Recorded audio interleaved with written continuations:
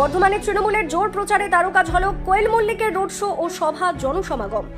পূর্ব বর্ধমানের বর্ধমান শহরে তৃণমূল কংগ্রেসের প্রচারে বাড়ল তারকা ঝলক। বর্ধমান দক্ষিণের বিদায়ী বিধায়ক তথা তৃণমূল প্রার্থী খোকন দাস এবং বর্ধমান উত্তরের তৃণমূল প্রার্থী নিশীথ কুমার মালিকের সমর্থনে রোড শো ও সভা করলেন বৃহস্পতিবার রাজ্যসভার সাংসদ ও বিশিষ্ট অভিনেত্রী কোয়েল মল্লিক। এদিন প্রথমে বর্ধমান উত্তরের তৃণমূল প্রার্থী নিশীথ মালিকের সমর্থনে আউসায় জনসভায় ছিলেন কোয়েল মল্লিক, আর তারপরই বর্ধমান দক্ষিণের তৃণমূলের প্রার্থী খোকন দাসের সমর্থনে বর্ধমান শহরে রোড শোয়ে যোগ দেন কোয়েল মল্লিক। এদিন রোড শো ঘিরে শহরের বিভিন্ন এলাকায় ভিড় জমায় সাধারণ মানুষ সহ মহিলারা। প্রচন্ড গরম উপেক্ষা করেই হাজার হাজার মানুষ এই প্রচারে সামিল হন। বর্ধমান উত্তরে প্রচারের মঞ্চ থেকে কোয়েল মল্লিক বলেন, নিশীথ মালিক 3 বার জয়ী হয়েছেন, তার মানেই তিনি মানুষের জন্য কাজ করেছেন। সেই বিশ্বাস থেকেই বলছি চতুর্থবারও উনি বিপুল ভোটে জয়ী হবেন। পাশাপাশি তিনি সাধারণ মানুষকে 1 নম্বর বোতাম টিপে জোড়া ফুল প্রতীকে ভোট দেওয়ার আহ্বান জানান। অন্যদিকে বর্ধমান উত্তরের তৃণমূল প্রার্থী নিশীথ কুমার মালিক বলেন, মুখ্যমন্ত্রী মমতা বন্দ্যোপাধ্যায় বাংলার মানুষের জন্য যেভাবে একাধিক প্রকল্প চালু করেছেন তাতে মানুষ অত্যন্ত সন্তুষ্ট ও গর্বিত। তিনি আরও জানান, মানুষের স্বতঃস্ফূর্ত অংশগ্রহণই প্রমাণ করছে যে তৃণমূল কংগ্রেসের প্রতি মানুষের সমর্থন আগের মতোই অটুট। পাপাই সরকারের রিপোর্ট, BCN বাংলা। বাটনটা টিপবেন, যেটা আমি একটু আগেই বললাম নিশীথ বাবু সম্পর্কে, যে 3 বার উনি যখন জয়ী হয়েছেন তার মানে অনেক মানুষের উপকারে লেগেছেন।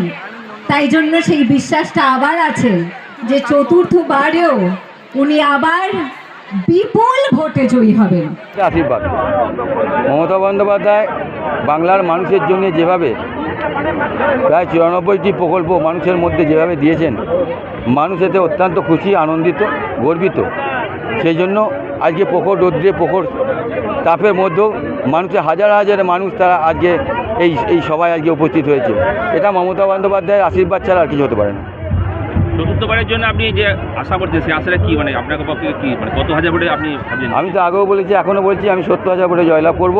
শুধু সময় অপেক্ষা। আর বিজেপি CPM যারা আছেন তারা দ্বিতীয় স্থানের জন্য এখন লাফালাফি করবে।